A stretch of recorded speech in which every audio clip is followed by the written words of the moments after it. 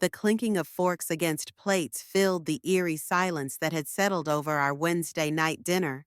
I stared across the table at Rowan, my husband of 6 years, searching his face for any hint of the loving man I had married.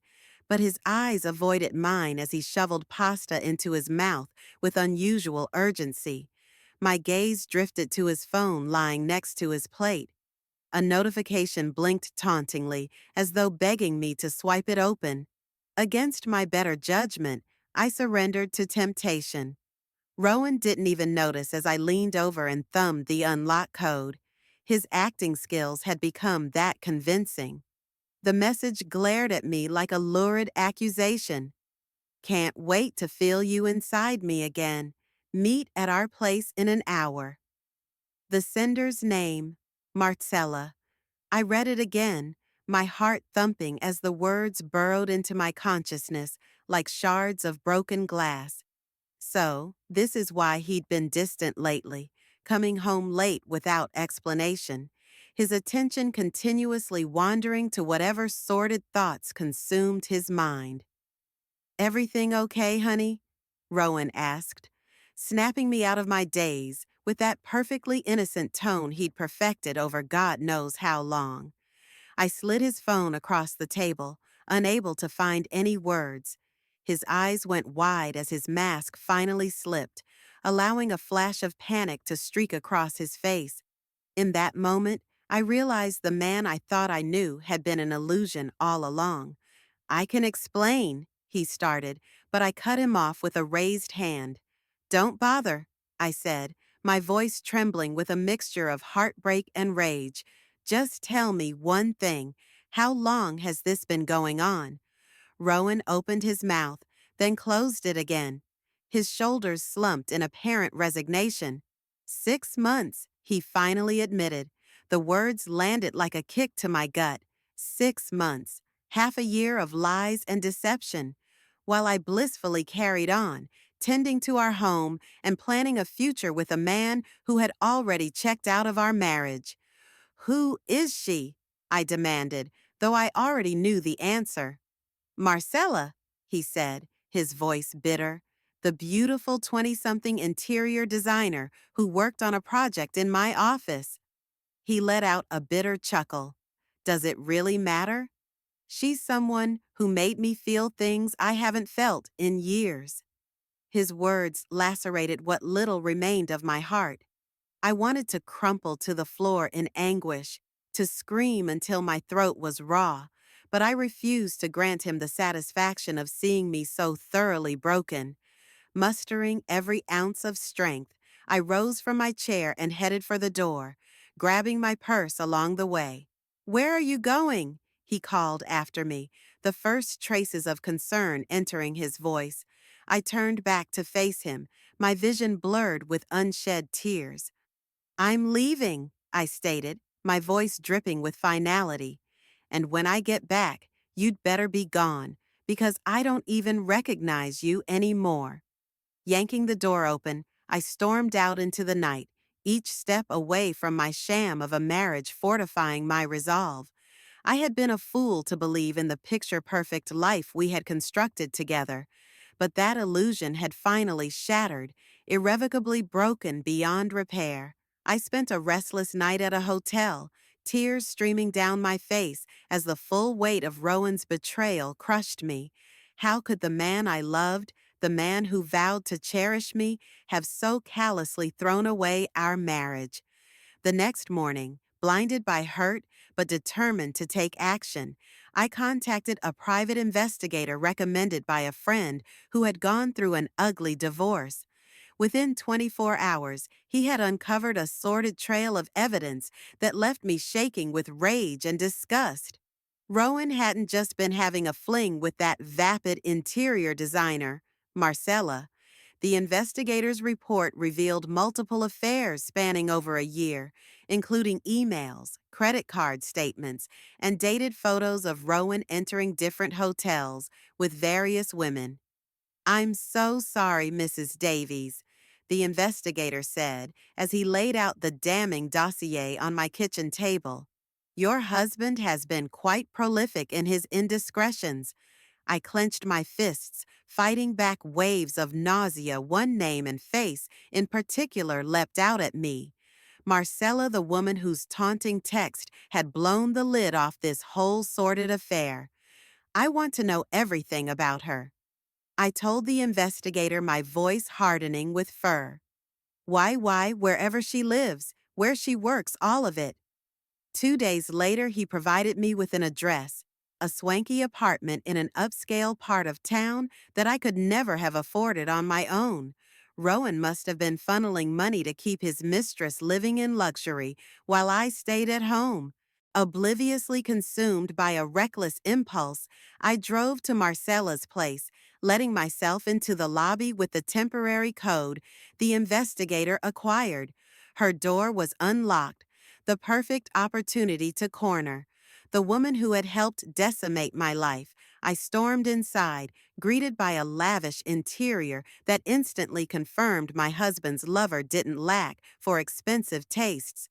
Hello, a silky voice called from another room. Is that you, Rowan? I clenched my fists as the lithe raven-haired seductress glided into view, clad in nothing but a silk robe that clung hungrily to her skin. Her eyes went wide when she saw me. You! I spat through gritted teeth. You're the who destroyed my marriage rather than having the decency to look ashamed. She arched one perfectly groomed eyebrow as a mocking smirk played across her plump lips. Well, if it isn't the famous Mrs. Davies, I was wondering when you'd show up to get a good look at the woman. Your pathetic husband can't resist. White-hot rage engulfed me, and before I could stop myself, my hand lashed out, cracking across her smug face with a resounding slap. She gasped, recoiling in shock, and I felt a savage thrill at having finally wiped that superior look off her face. You're going to regret that, she hissed, one hand covering her rapidly reining cheek. Wait until Rowan hears about this. Rowan is leaving me for you, isn't he? I fired back, advancing on her until she backed into the wall. Well, let me give you a reality check, you home-wrecking snake. He's broke. He's been spending our money on hotels, gifts, this expensive apartment, all to court. A little old digging. Like you, revulsion flickered across her features before her mask of arrogance fell back into place. We'll see about that, she sneered. This isn't over, Mrs. Davies. Not by a long shot. I watched in disgust as she slinked away, my desire for vengeance burning hotter than ever before. No, I thought bitterly as I stormed out. This is just the beginning. After my explosive showdown with Marcella, I was seething a volcano of pain and rage that threatened to erupt at any moment. I stormed back home, unable to think of anything but tearing that smug look off the home wrecker's face. Once and for all, Rowan was already there, having moved his essentials into the guest bedroom. At some point during my vengeful errand, his eyes went wide when he saw me storm through the front door. Alara, what's going on?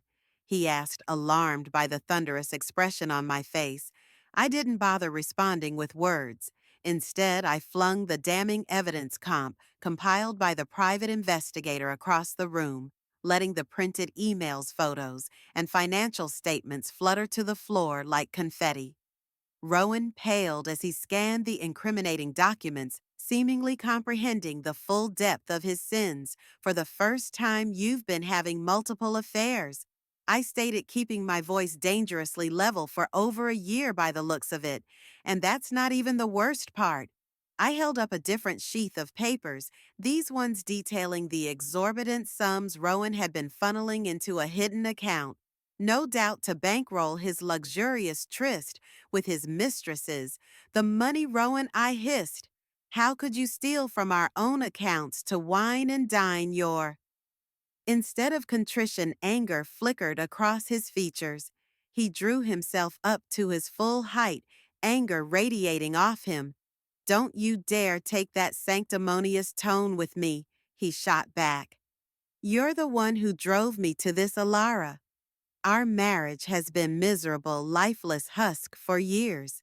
Can you really blame me for finally finding happiness elsewhere?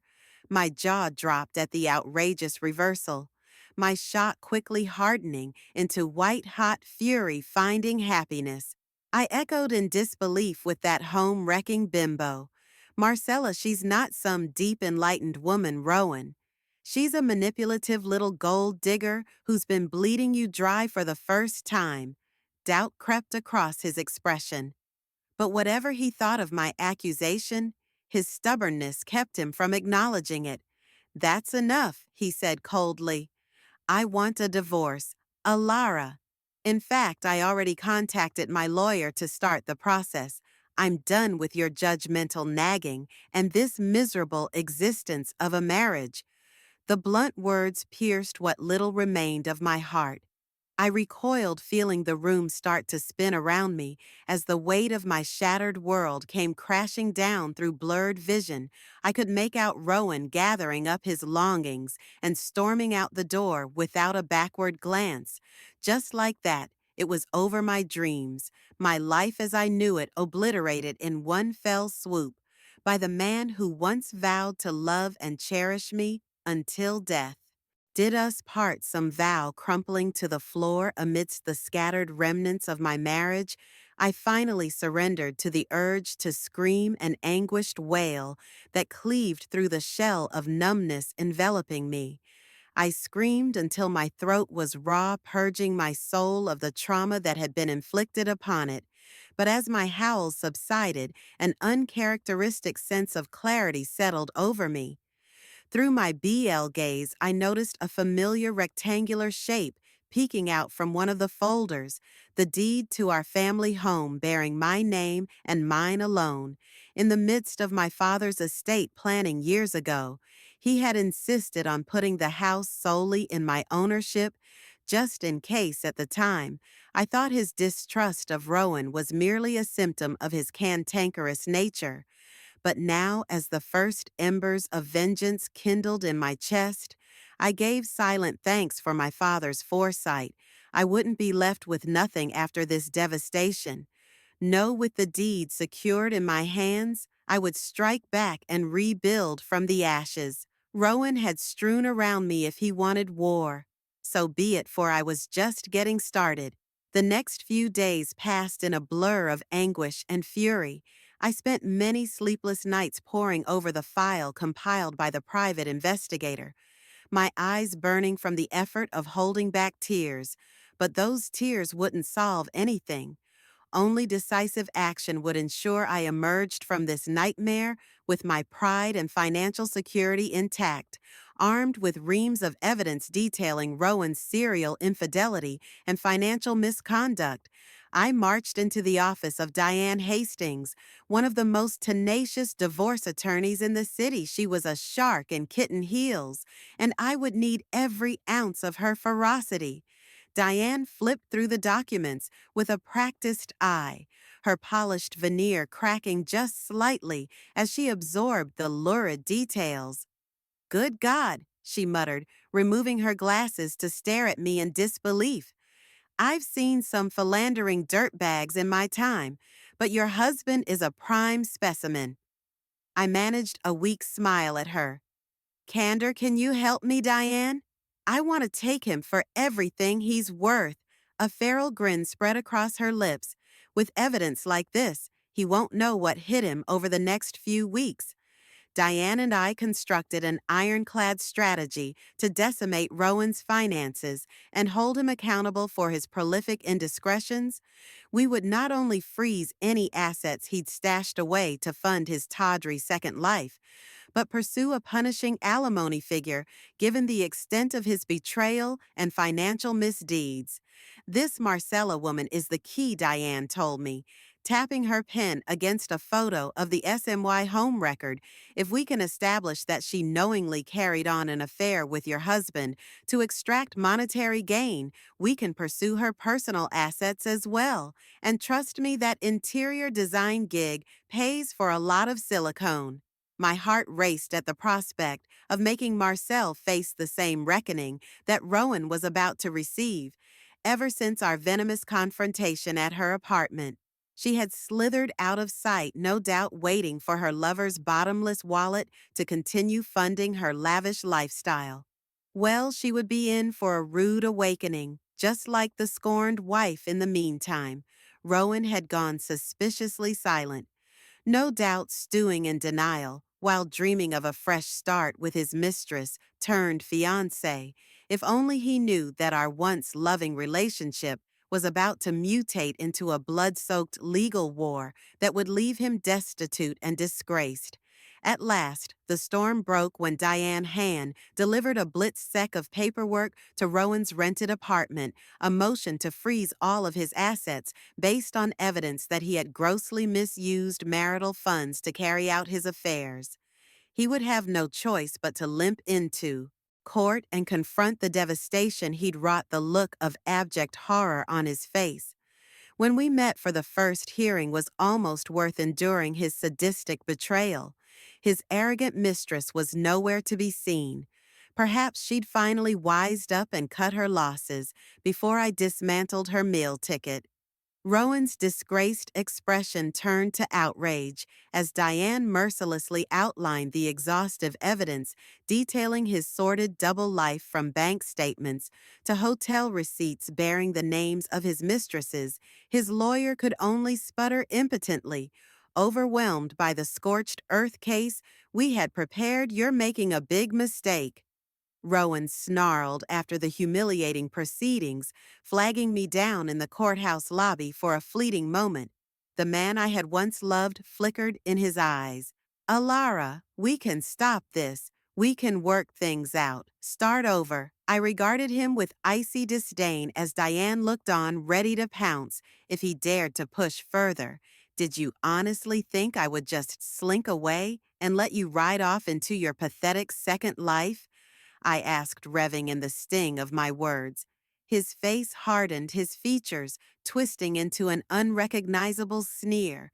"You're going to pay for this, you vindictive." Diane immediately stepped between us. Her hand raised in warning. I flashed her a reassuring glance after everything he'd put me through. His impotent threats bounced off my newfound armor of indifference. "Believe what you want," I said, turning to walk away. "I want you to remember one thing as we proceed forward. You brought this upon yourself, Rowan, and I'm just getting started in the aftermath of that explosive first hearing. The legal battlefield between Rowan and I devolved into a morass of vicious mudslinging. His lawyers accused me of fabricating evidence, of secretly meeting with other men to manufacture his indiscretions, a rich claim coming from a man who had been paying for not one, but multiple mistresses over the course of our marriage. I simply steeled myself against the slander, focusing on the righteous fury burning within me every time I thought of his betrayal. Diane assured me these were merely desperate gambits to create smokescreens. "The evidence trail doesn't lie," she stated with sterile confidence. "All we need is for one crack to appear in his sordid facade. Then his entire life crumbles." Fate seemed determined to provide me that crack in the most unlikely of ways, while updating the private investigator on the latest legal wrangling. He made an offhand comment that stopped me cold. "That Marcella woman certainly gets around, doesn't she?" I froze, my hand clenching around the phone. "What do you mean by that?" "I've been doing some digging on Miss Perfect," he explained. "Turns out she's not just shacking up with your soon-tobe ex. I have proof she's also entertaining an older, wealthier businessman." On the side, white-hot indignation blazed through me at the thought of that smug, silicone-saturated snake pulling the same duplicitous act on multiple men, so much for her claims of being some ill-struck victim of circumstance. In that moment, a deliciously devious plan began taking shape in my mind. "Keep looking into this other man," I instructed the investigator. "I need to know everything, who he is, where they meet, all of it." A devilish grin spread across his weathered features. "You've got a juicy one in mind, don't you, Mrs. Davies?" I matched his expression with one of cold, purposeful resolve. Marcella thinks she can sink her claws into married men without consequence. It's time she learned how it feels to get a taste of her own medicine over the next few weeks. Diane and I worked closely with the investigator to quietly assemble an airtight case confirming Marcella's extracurricular activities. We obtained photos of her entering a high-rise luxury condo belonging to business mogul Christopher Woodrow, a 60-something tycoon with a vast empire under his control, and more importantly, an extremely image-conscious wife at the top of that empire. You know what they say, Diane mused, as we pored over the surveillance stills of Marcella and Mr. Woodrow in decidedly compromising situations. Mistresses always tell their married lovers they'd never actually leave their spouse for a woman like Mrs. Woodrow. Learning her husband's side piece had been playing the same brazen game with other wealthy marks, that might just push her over the edge. My eyes gleamed with vengeful anticipation.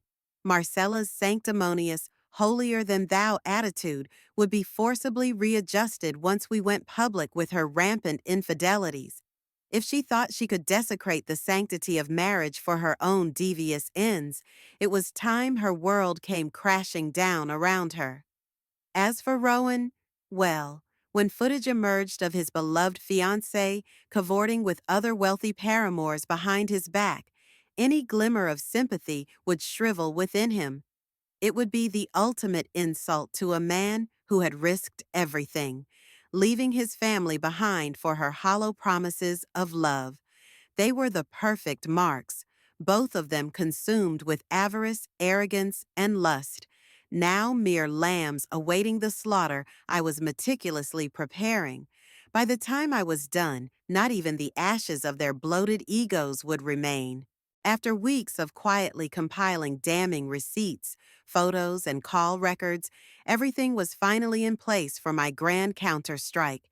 I could scarcely contain my eagerness as I dialed Diane's direct line. "It's time," I said, my voice dripping with finality. "Let's burn this whole sordid facade to the ground." The annual Westbridge Charity Gala was the perfect stage for my grand vengeance, a swanky, high-profile event frequented by the city's elite upper crust, including Rowan and his precious Marcella, who would no doubt be reveling in their freshly minted reputations as a glamorous power couple rising from the ashes of my failed marriage. Little did those two arrogant fools suspect their entire sham of a relationship was about to detonate in front of all their well-heeled peers. No amount of public niceties or honeyed lies would insulate them from the reckoning I had meticulously orchestrated. When Diane and I arrived at the lavish Westbridge Hotel ballroom, our eyes scanned the glittering crowd for our intended targets. Sure enough, there was Marcella, draped over Rowan like a sleek, overpriced trophy, her skin-tight scarlet dress leaving almost nothing to the imagination. "Eyes on the prize," Diane muttered in my ear as I felt a pang of disgust and pity for the man I once loved. It's showtime. Our preparation had been perfect. While mingling among the city's elite under the guise of donor solicitations, I slipped Diane's assistant the incendiary photos and videos we had compiled of Marcella's rampant infidelities. Our evidence bombshell was ready to detonate. Within minutes, the first whispers began rippling through the crowd like wildfire. Guests gasped and pointed their iPhones as the salacious undercover shots of Marcella cavorting with her elderly tycoon lover went viral. Someone must have recognized the infamous Christopher Woodrow. The cheating scandal quickly took on a life of its own, spreading like a plume of radioactive gossip.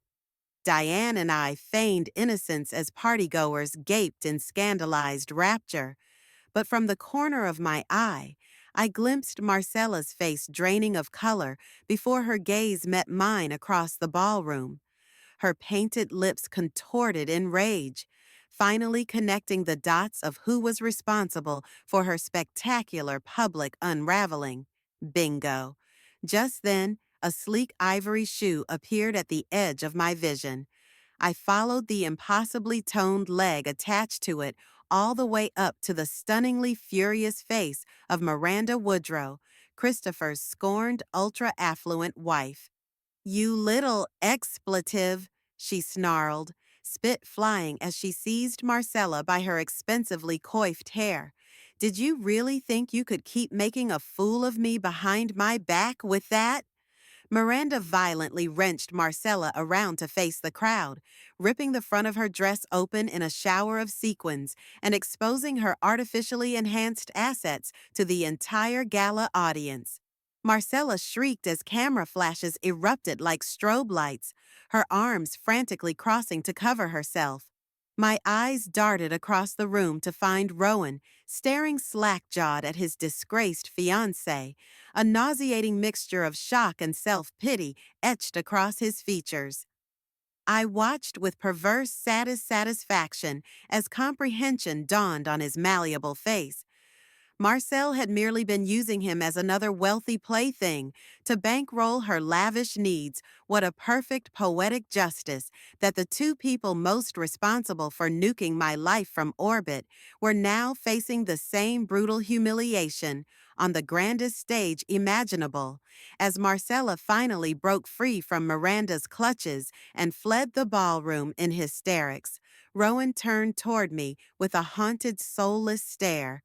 Our eyes met across the crowd of aghast guests, and in that moment I allowed the full force of my vindication to blaze across my expression. "You did this to yourself." I mouthed the words for his benefit, letting their implication linger like the pungent aroma of Schadenfreude, a wafting through the air. His jaw clenched as he gave the briefest of nods, a reluctant admission that I had indeed exacted the ultimate retribution from my former life. With that, he turned and stalked away from the gala through a quick forming void in the crowd, leaving utter debasement and ruin in his wake. I sipped my champagne, allowing the delicious moment to linger on my tongue as Diane materialized at my side. "Well, Mrs. Davies," she murmured with a proud smile, "I do believe this evening has been a full and resounding success. Don't you?" A savage grin stretched across my face as I surveyed the catastrophic scene my vengeance had wrought. "You don't know the half of it," I replied. "But I have a feeling this is just the beginning of something beautiful in the aftermath of the Westbridge Gaia calamity." Rowan did what any disgraced, recently humbled man would do. He came slinking back with his tail between his legs, begging for mercy. I'll admit seeing him reduced to a shell of his formerly arrogant self provided a wicked sort of satisfaction. Gone was the sure bravado, the unearned superiority and callous indifference to my pain, now sitting across the table from me in Diane's office. He looked more like a kicked stray than my husband of 6 years, Alara. He coked as I eyed him with unconcealed disdain. "I don't know what to say. What happened with Marcella? God, I was such a fool." I said nothing, letting the silence fester until he visibly squirmed under my pitiless glare. "I know I can never take back all the hurt I caused you," he continued shamefaced, "but I'm begging you from the bottom of my heart. Please give me one more chance. Let me make things right between us." A harsh bark of laughter escaped my lips before I could stop it. "Make things right," I echoed incredulously. "Rowan, you cheated on me repeatedly with multiple women over the course of our marriage. You funneled money, you lied, you manipulated me at every turn. What on earth makes you think you deserve a second chance at anything from me?" His eyes went wide, realizing the magnitude of his transgressions.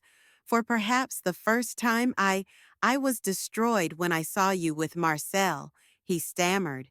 "She was just using me like some pathetic meal ticket to bankroll her lifestyle."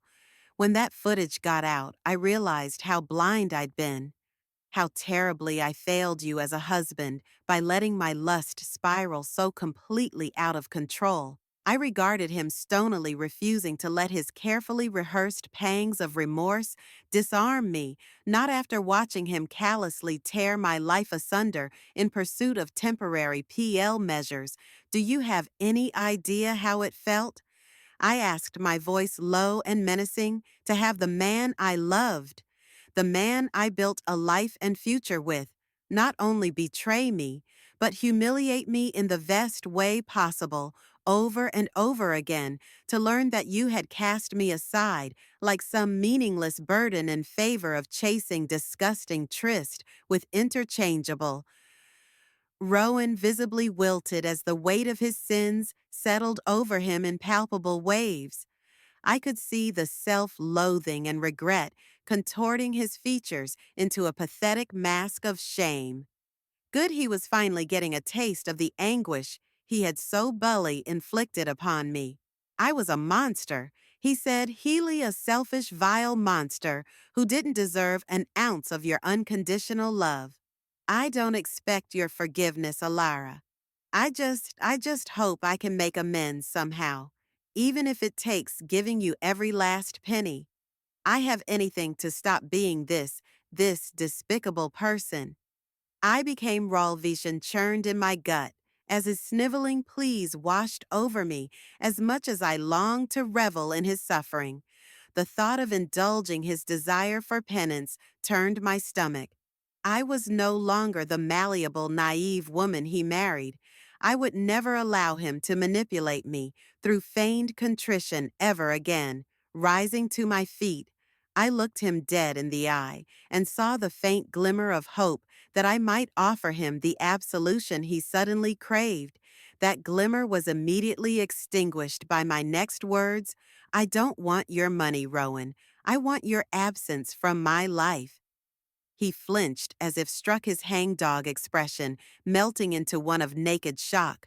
You mean don't play dumb? I snapped, resisting the urge to slap that look off his traitorous face. After everything you've done, every line you Billy crossed with your toddy indiscretions, do you really think I would be naive enough to let you wriggle back into my life? But Alara, I but nothing. I seed leaning across the table until I was mere inches from his pathetic countenance. If you agree to these terms, right here, right now, I'll ensure this divorce is over swiftly, and you can slink off into whatever debauched second act you have planned. But you will never, and I mean never, ask for my forgiveness or understanding. Do you hear me? You lost that. Right the second you started using our marriage vows as toilet paper? Rowan could only gape soundlessly, seeming grasping for words that wouldn't come. Diane placed the paperwork on the table between us, offering a phantom of a nod. Your choice, Mr. Davies, she intoned, the rows of tiny font suddenly looming. Larger than life, you can either dig your heels in further or accept these very generous terms and grant Mrs. Davies the peace of mind she deserves to move on once and for all. The silence stretched out like an eternity as I watched the kaleidoscope of emotion flicker across his face: indignation, shame, bitter acceptance. Finally, with a grunt of resignation, he snatched up the pen and scrawled his name across the dotted line, cementing our divorce into inevitability. Our eyes met one final time, and I allowed the ghost of a triumphant smile to crease my lips at his chastened expression. "You'll never hear from me again after this," he said through gritted teeth, "but I hope you find the peace you're looking for. Alara, you deserve far better than the depraved bastard." I came with that parting remark. He turned and strode out of the office, the lean weight of his failure dogging each dejected step. I watched until his retreating back disappeared down the hallway, releasing a breath I hadn't realized I'd been holding. It was finally over. The man who once meant everything to me was now expunged from my life like a cancer. I could at long last close that sordid book and prepare to move forward into my new reality. One of my own creations shaped by the venom of his actions. Diane placed a reassuring hand on my shoulder, her customary shark-like grin softening at the edges. "You did it," she murmured. "You reclaimed your power and dignity. I've never seen a woman rise from the ashes like you have." I returned her smile, the promise of untold possibilities glimmering on the horizon. This was only the beginning. I said resolutely, "My rebirth starts now." 6 months after Rowan's bitter departure from my life, the ink was finally dry on our divorce settlement. Thanks to Diane's tenacious legal wrangling, I emerged from the ashes of my shattered marriage with the lion's share of our formerly shared assets, including the deed to our family home, where I could begin anew as part of the agreement. Rowan was legally prohibited from attempting to contact me, not that he would have anyway. The last I'd heard through the grapevine, he had slunk off to lick his wounds from the scandal, living in quiet shame after our explosive downfall shredded his reputation.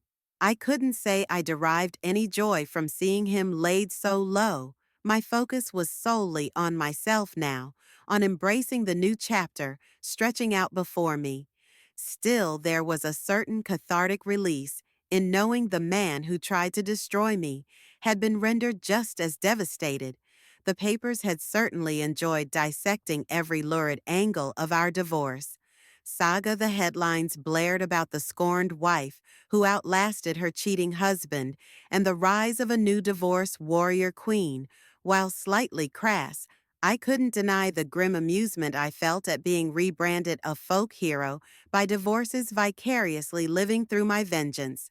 It was a strange feeling, but not entirely unwelcome after the trauma Rowan had inflicted.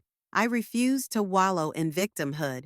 My new life would be one of strength, resilience, and creating something positive from the ashes he left in his wake, which was why nearly 3 months after the official divorce was finalized, I hosted an intimate gala of my own in the ballroom of Westbridge Hotel, the site of Marcella's ultimate downfall. All those months ago around me, the city's elite and affluent mingled amidst towering centerpieces of fresh roses, while a string quartet provided refined ambiance. Only this time there would be no sordid scandals or uncovered affairs to upstage my event. No, this gathering was the inaugural fundraiser for my namesake, Found Foundation Alara's Light, devoted to supporting women who had survived the betrayal of infidelity and emerged stronger for their resilience. My speech that night drew thunderous applause from the well-heeled crowd as I outlined the organization's mission to provide counseling, legal aid, and financial assistance to struggling divorcees in need. A portion of the millions I had secured from Rowan would seed my foundation's crucial early days. No woman should ever feel helpless in the wake of a spouse's betrayal, I proclaimed from the podium, scanning the rapt audience with rejuvenated poise, with compassion and community. We can help uplift lives from the devastation and allow them to flourish anew, just as I was empowered to do in my own journey. After the remarks concluded, a line quickly formed of well-wishers and prospective donors eager to pledge support to my cause. I greeted each one with a warm smile, my heart swelling with pride and purpose. Who could have fathomed that this dignified, self-assured woman holding court over a throng of admirers was the same broken soul lying shattered on her kitchen floor? Only a year ago, the transformation was nothing short of a miracle, a raw testament to the power of cunning resolve and the merciless pursuit of justice. I was so invigorated by the night's success that I barely registered the presence of a newcomer waiting patiently at the back of the well-wisher line. He was a trim, handsome man in his early 40s with striking hazel eyes that gleamed with an unmistakable hint of admiration, Mrs. Davies, he said warmly as his turn arrived, his voice carrying the faintest lilt of a British accent. I must commend you on such a worthy and impactful mission. Your story of overcoming such unthinkable heartbreak is nothing short of inspiring. I arched an eyebrow, intrigued. Despite myself by his effusive praise and polished demeanor up close, I could make out the slim-fitted tuxedo and coiffed sandy hair that definitely belonged to a man of considerable means. You're too kind, Mr. Douglas, he supplied with a roguish smile. Nigel Douglas, a good friend of Christopher Wooder, actually, though I suspect we travel in rather different circles these days, after his personal unpleasantness. My lips twitched in amusement at his DEA understatement. Of course, the humiliating affair between Marcel and Christopher Woodrow had irreparably nuked the tycoon's marriage and reputation. Nigel was no doubt alluding to having cut ties with the disgraced mogul in the aftermath.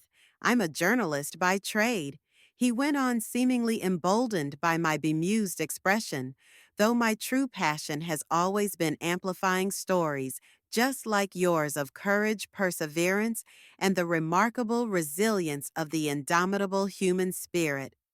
My heart fluttered as our gazes remained locked, a tantalizing electric charge seeming to crackle between us. This Nigel Douglas was certainly full of dashing charm, not to mention being rather easier on the eyes than I'd grown accustomed to in recent years. Well, Mr. Douglas, I said, extending my hand as a coy smile played across my lips.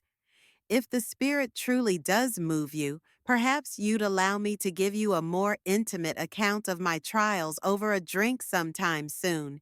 His grip was warm and confident as he accepted the preferred handshake, holding it perhaps a touch longer than necessary. I would be utterly delighted, Mrs. Davies, more than you could possibly know. As I watched him depart through the twinkling crowd of socialites, I felt a giddy spark of excitement that had long eluded me, the thrill of new possibilities and a future unshackled from the trauma of the past. The crushing weight of Rowan's betrayal had nearly destroyed me, but by the alchemy of my own iron resolve, I had spun that devastation into abject triumph. The future was finally mine to craft anew on my own terms, and this radiant night under West Bridge's glittering chandeliers was merely the first mingling rays of the new dawn. I had clawed back into existence, no longer a victim, but a victor reborn from the ashes of my former life.